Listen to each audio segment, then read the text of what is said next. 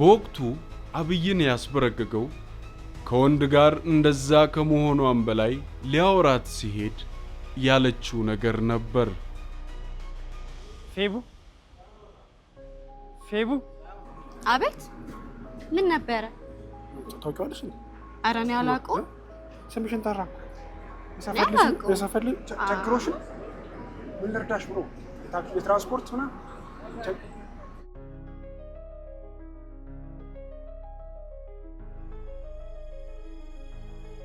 አይገርምህም? በፍጹም እንደማታውቀኝ ሰው ሆነችብኝ። አብይ ግራ መጋባት የሚለው ቃል ከሚገልጸው በላይ የሆነ ስሜት ነበር በወቅቱ የተሰማኝ ይላል።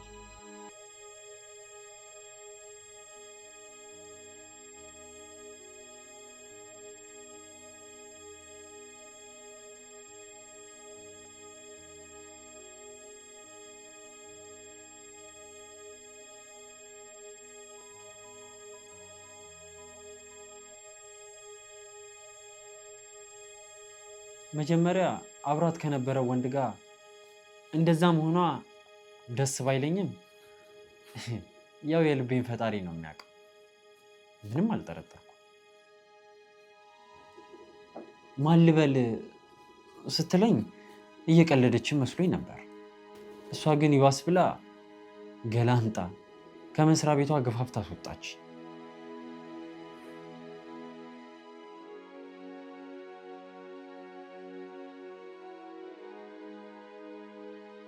እየተካሄደ ያለው ነገር ምንም ስላልገባኝ ለሰዓታት መስሪያ ቤታቸው በር ላይ ቆሜ ነበር። የሱ መቆም ግን የለወጠው ነገር አልነበረም። እንደውም ነገሮች እየተባባሱ ሄዱ። መጀመሪያ ምን እንዳጠፋ በጓደኞቿ በኩል ቢያስጠይቃትም ነገሩን ሁሉ አድበስብሳ ምንም ነገር ሳትነግረን እሱን ማየት እንደማትፈልግ ብቻ ነገረች። በወቅቱ ፌቨን ያለችበት ሁኔታ ማናችንም ሊገባን አልቻለም ነበር። ጉድና ጅራት ከኋላ ነው እንዲሉ ከጥቂት ቀናቶች በኋላ እውነታውን ደረስኩበት ይላል አብይ።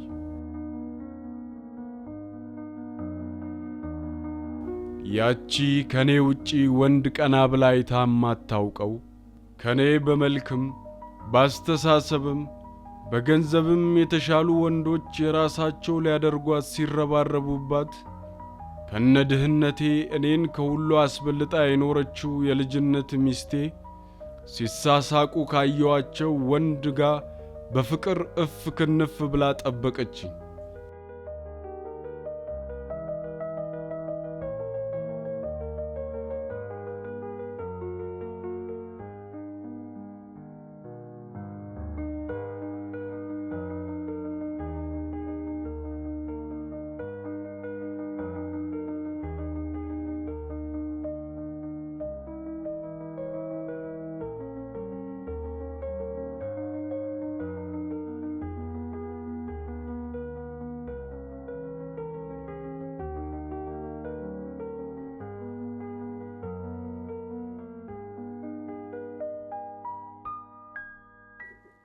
እንዴት የ14 ዓመት ፍቅር በ6 ወር ጊዜ ውስጥ ባንዴ ይናዳል የሚለው ብቻ ነው።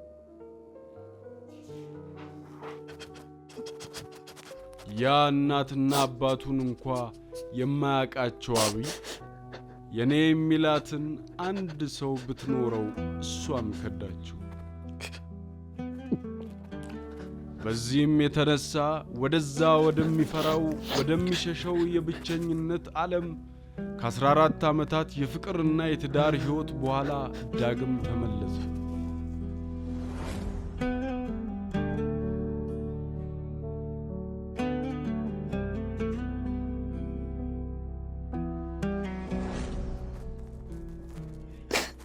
የወደፊት ህልሙን ኑሮውን በሙሉ ለአንዲትም ቀን ከሷ ውጪ አስቦም አልሞም የማያውቀው አብይ አዲሱ የብቸኝነት ሕይወቱ እንደ ልጅነቱ ጊዜ አልቀለለውም።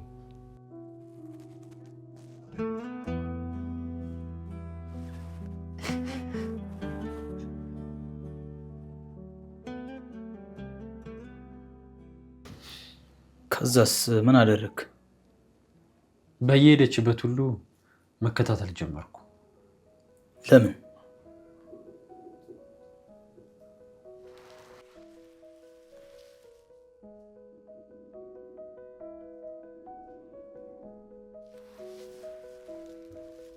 በወቅቱ ሙሉ ለሙሉ አይምሮ የማሰብ አቁሙ ስለነበር ለዚህ ምክንያት ነው ብዬ መመለስ አልችልም።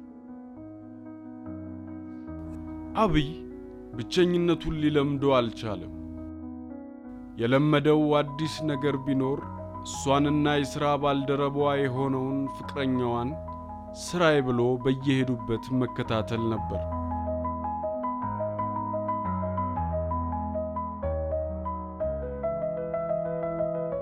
ታዲያ በዚህን ወቅት ሌላ አሳዛኝ አንድ እውነት ያረጋግጣል። ፌበን በጋራ እንደሰሩት የሚናገረውን ቤት በ45,000 ብር ሽጠዋለች። በዚህም የተነሳ በጓደኞቿ ደጋግሞ ንብረቱ የጋራቸው ስለሆነ ድርሻውን እንድታካፍለው ቢጠይቃትም የምን ንብረት ያማችኋል እንዴ? ከመስሪያ ቤቴ በማህበር የደረሰኝ የግሌ ቤት ነው አለች። አብይ ግን ይህንን በፍጹም የሚያምነው ጉዳይ አይደለም። ቅድም እንደተናገርኩት ይሄ ትልቁ ውሸት ነው። ማንም ማረጋገጥ እንደሚችለው ከመስሪያ ቤቱ የደረሳት ምንም የማህበር ቤት የላትም። ብር ከየት አመጡ ብለው የሰው ዓይን ውስጥ እንዳንገባ እንዲህ ብለን እናስወራ ያለችኝ የፈጠራ ታሪክ ነው። ያው ለሰው ሁሉ ልታሳምነው የሞከረችው በዚሁ ምክንያት ነው። በእርግጥ ያለ እረፍት ብሬን ስጭኝ እያለ የሚከታተላት ለገንዘቡ ብሎ እንዳልሆነ የሚናገሩም አሉ። ሲመስለኝ አብይ ፌበን ባልጠበቀው ሰዓት ስለሆነ አዲስ የፍቅር ህይወት ጀምራ የጠበቀችው የቤቱን ጉዳይ ሰበብ አደረገ እንጂ ዋና ጉዳዩ ግን አይምሮ ከሷ መለየቱን መቋቋም ስላልቻለ ይመስለኛል። አሁን ላይ ሆኜ ሳስበው ምክንያቱ የቤቱ ጉዳይ ብር አይመስለኝም።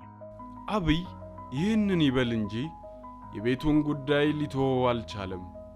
እንደውም ከጓደኞቹ አልፎ አዲሱን የፌበን ጮኛ እንዲያሸማግለውና ድርሻዬን እንድትሰጠኝ አሸማግለኝ ብሎታል።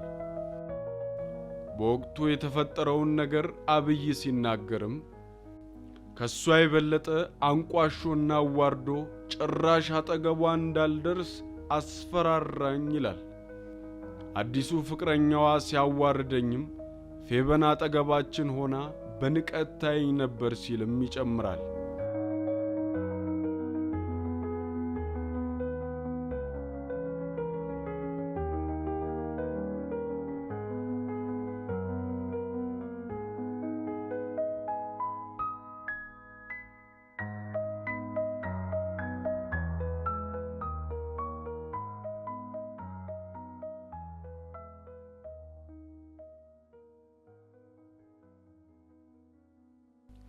ለዓመታት ከሱ ጋር ትታይበት በነበረው አደባባይ ከአዲሱ ፍቅረኛዋ ጋር ዓለማቸውን እየቀጩ ማየቱ በተደጋጋሚ በሰላም ሊያናገራት ሲልም አይታው እንዳላየች መሆኗ ባስ ሲልም በንቀትና በስድብ አይገባም እንዴ አልፈልግህም፣ እንደውም ካንተ ጋር መተት ያሳፍረኛል፣ እስከዛሬም አብሬ መኖር ይጸጽተኛል፣ ካንተ ጋር ያሳለፍኳቸው ጊዜዎች እያንዳንዱ ይጸጽተኛል አለች።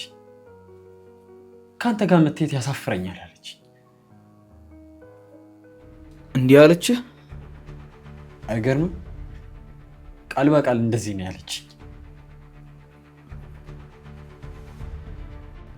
ከሷም አልፎ አዲሱ ፍቅረኛዋ የሚያሳየው ንቀት በልቡ ውስጥ ቂም እንዲያረግዝ አደረጉት። ራሱም እንደሚለው ከዚህ በኋላ ነው እንግዲህ ያስፈሪው አብይ የተወለደው።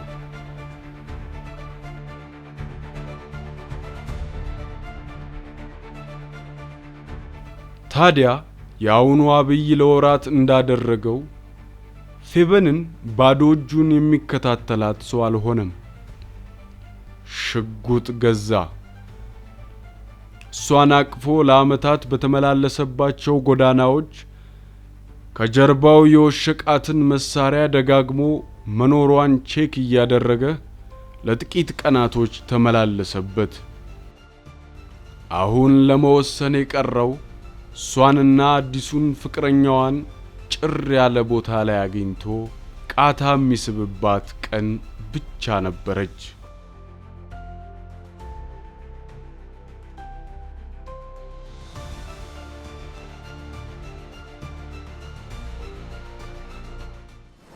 እዚህ ጋር የፌበንና የአብይን የዓመታት የፍቅር ሕይወታቸውን የሚያውቁ ወዳጅ ዘመድ፣ ጓደኛና ጎረቤት ክሱን የያዙት መርማሪዎችና ዳኞች በወቅቱ የሚያነሱት ታላቅ ጥያቄ ነበር። ይኸውም ፌበን ለ14 ዓመታት የፍቅርና የትዳር ሕይወት ያሳለፈችው አብይን በ6 ወር ውስጥ ለማየት እስኪቀፋት ድረስ እንዴት ልትጠላው ቻለች? ከአዲሱ የሥራ ባልደረባዋ ጋርስ የጀመረችው ፍቅር የ6 ወር ብቻ ነው ወይስ ከዛም ይበልጣል? አብይ የጋራ ቤታችን ነው የሚለውንስ ንብረት ለምን ለብቻዋ መጠቀም ፈለገች? እነዚህንና ሌሎችም ከፌበን ጋር የሚያያዙ ጥያቄዎችን ከመመለሳችን በፊት የአብይን ታሪክ ካቆምንበት እንቀጥል። መሳሪያ ይዞ በድንገት ከዳችኝ ያላትን ፌበንና ፍቅረኛዋን ለመግደል እንዳቀደው ሊመቻችለት ስላልቻለ አንዱን ቀን ወስኖ ከመስሪያ ቤታቸው ፊት ለፊት ቆሟል። ሀገሪቷ ላይ አዲስ ነገር ተፈጥሯል። ሕፃን አዋቂው ሳይቀር ፖለቲከኛ የሆነ ይመስላል። በወቅቱ የነበሩ ጋዜጦች በፊት ገጻቸው ይዘው የወጡት 2 ነገሮችን ብቻ ሆኗል። ቅንጅትና ኢህአዲግ፣ ንብና 2 ጣት። በየሰው አፍ ላይ ልደቱ አያሌው፣ ብርሃኑ ነጋና ሌሎችም አንጋፋ ፖለቲከኞች የወሬ ማጣፈጫ ቀረፋና ቁንዶ በርበሬ ሆነዋል። ህዝቡ ከ2 ወር በኋላ የሚካሄደው የምርጫ ቀን አልደርስ ብሎት እንደ ነፍሰ ጡር ቀን መቁጠር ጀምሯል። ኢቲቪ የሚያቀርበውን የፖለቲከኞች ክርክር እንደ ተከታታይ ድራማ በጉጉት የማይከታተል በወቅቱ ቴሌቪዥን ያልነበረው ሰው ብቻ ነው ቢባል ስህተት አይሆንም። ከህዝቡ ሁሉ ተነጥሎ ስለዚህ ጉዳይ ላፍታም ያላሰበ አንድ ሰው ግን አለ። አብይ በለጠ። በክስ መዝገቡ ላይም ሀገር፣ ምርጫ፣ ቅንጅት፣ ኢህአዲግ ስለሚባሉ ነገሮች ጉዳይ አልነበረም የሚሉ ቃሉ ሰፍሮ ይገኛል። ለምን አስባለሁ? ሀገር ማለት ሰው አይደል እንዴ? የኔም ምላስ ወከርታኝ እንዴት ነው ስለ ሀገር ማስበው? በዙሪያ ያለው ወዳጅንን ተብዮች ከንፈር ከመምጠጥና ሴት ብሔር ሴት ይተካል ከማለት ውጪ ምን ፈየዱልኝ ስለ ሀገርና ስለ ወገን ማስበው? ግማሾቹም ለአንድ ሴት እንዴት እንዲያረጋል ብሎ ነው ሊያሽሟጥጡብኝ የሞከሩት። እውነት ፌበን ለኔ አንድ ሴት ነበረች እንዴ? አልነበረችም። ቆይ 14 ዓመት ቀልድ ነው እንዴ? በሴት መከዳት ባንተ አልተጀመረም ተብሎ የሚቃለል ጉዳይ ነው እሷ እኔ ላይ ያደረገችው? በዚህ ስሜት ውስጥ ሆኖ በበቀል ውስጥ እየተናጠ በሥራ መውጫ ሰዓት ላይ ከነሽጉጡ የሚጠባበቀው አብይ ደቂቃዎች በሄዱ ቁጥር በራሱም በፈጣሪውም መበሳጨት ይጀምራል። ሰራተኞቹ ሁሉ ወጥቶ ቢያልቁም ዛሬ ወደማይመለሱበት ዓለም ሊሸኛቸው ሞት የደገሰላቸው ፌበንና አዲሱ ፍቅረኛዋ ግን ሊወጡ አልቻሉም። ደጋግሞ ሰዓቱን እያየ ቢጠባበቅም አሁንም እነሱን የበላ ጅብ አልጮህ ብሏል። ዛሬ ወደማይመለሱበት ዓለም ካልሸኛቸው ነገ የሚፈጠረው ነገር ስለማይታወቅ እስከ መጨረሻው ደቂቃ ድረስ ከመታገስ ውጪ ምርጫ እንደሌለው ለራሱ ደጋግሞ እየነገረ ነው። ሰዓቱ በጣም በገፋ ቁጥር ግን እነሱን የማግኘት ተስፋ እየመነመነ ሄደ። ከዚህ በኋላ ብቅ ቢሉ ራሱ ሽጉጡን አነጣጥሮ ላያቸው ላይ የመተኮስ ወኔ ይኑረው አይኑረው ራሱን መጠራጠር ጀምሯል።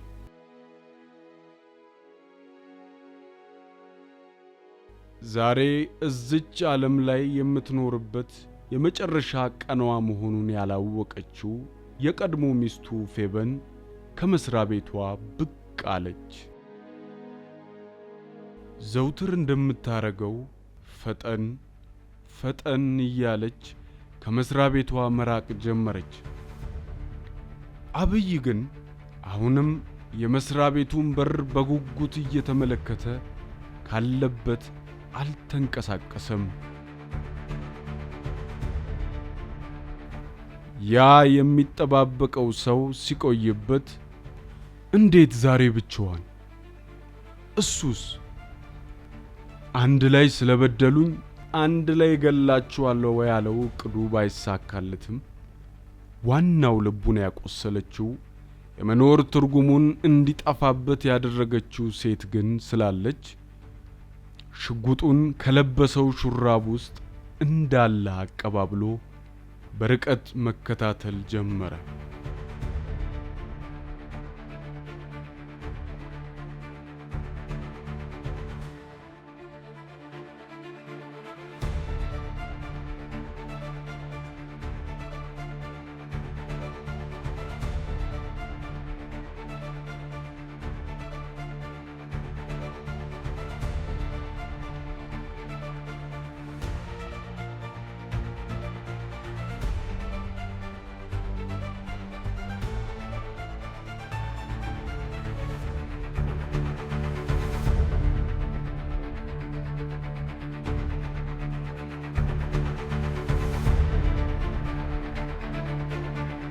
እንዳሰበውም እሱና እሷ ብቻ ያሉበት ጭር ያለ ቦታ ላይ ደረሱ። በሰከንድ ውስጥ መንገደኛ ሊመጣ ስለሚችል ጊዜ የለውም። እጁን ምላጩ ላይ ያደረገና አነጣጠረ።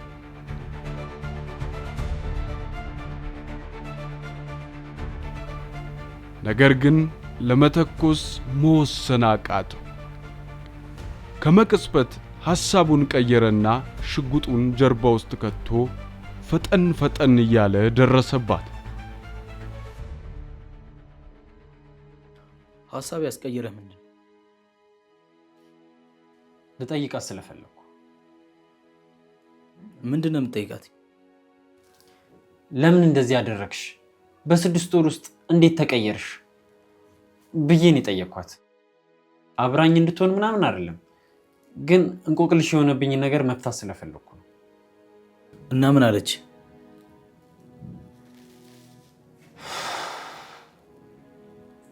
ምን አገባ? ካንተ ጋር መታየት ያሳፍረኛል ብዬ ደጋግሜ ነገርኩህ አይደል? ተወይ ስትባል አይገባህም? ደደብ።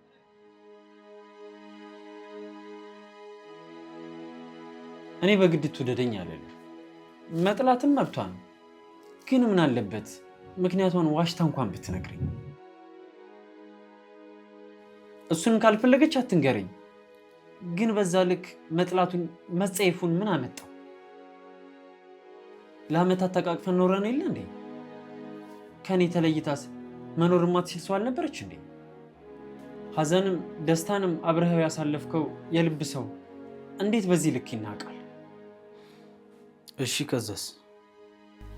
አብይ ንግግሯን ከሰማ በኋላ ባለበት እጁንና አእምሮውን ማዘዝ ከማይችል ድረስ ደነዘዘ። ከሰከንዶች በኋላ ወደ ቀልቡ ሲመለስ ግን ፌበን በቦታው አልነበረችም። ወደ ታጠፈችበት አቅጣጫ እየፈጠነ ሄደ።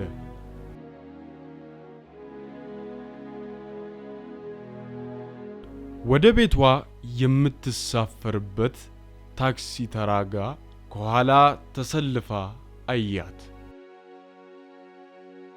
በዚች ቅጽበት ደግሞ ማሰብ እንኳን አልፈለገም። ታክሲ ውስጥ ከመግባቷ በፊት ፍጥነቱን ጨምሮ ደረሰባት። ወደ አዲሱ ቤቷ ልትሄድ የነበረችውን ፌበን ወደ ዘላለማዊ ቤቷ ሸኛት። ፌበን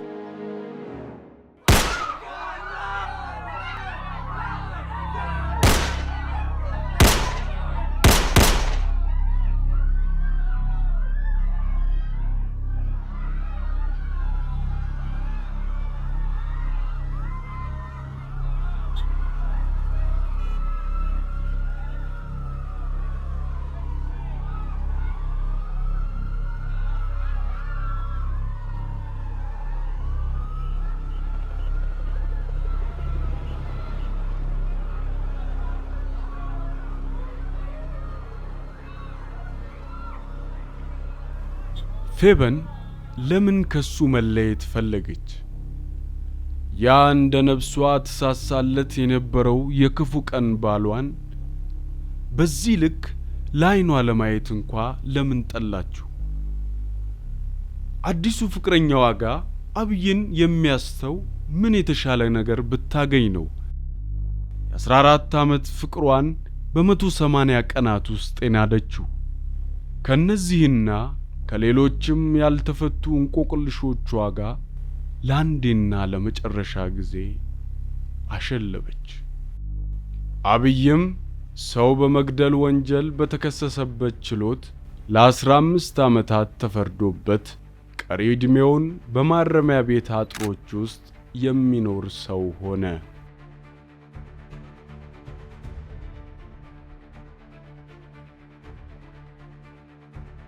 ሚያውቁኝ ስለኔ ካሁን በኋላ ሲያወሩ አብይ አወቀው፣ አብይ ያ የመጀመሪያ ሚስቱን የገደለው። እኔ ግን የመጀመሪያ ፍቅረኛን አልገደልኩ። ከፊልድ ስመጣ ያገኘኋትን ፌበን አላቃትም። ስለዚህም አላቃትን ሴት ነው የገደልኩት። ወይዘሮ ፌበንን በመግደልህ ጸጸት ይሰማሃል? በፍጹም አይጸጽተኝም። እንዲሁም የሚጸጽተኝ አዲሱ ፍቅረኛዋን ባለመግደል።